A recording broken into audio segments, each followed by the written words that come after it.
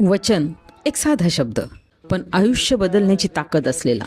वचन म्हणजे आश्वासन, कुणाच्या डोळ्यात पाहून दिलेला विश्वास. विवाह तर वचनांचा सोहळाच असतो. 7 फेऱ्यांभोवती घेतलेली वचने फक्त विधी नसतात, तर ती आयुष्याची बांधिलकी असते.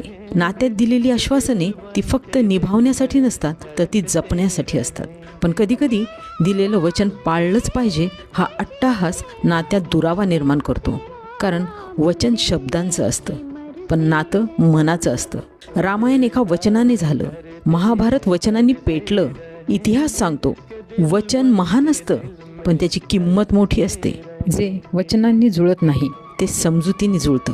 वचनात अट असते, समजुतीत स्वीकार असतो. म्हणून वचन देण्यापेक्षा एकमेकांना समजून घ्या.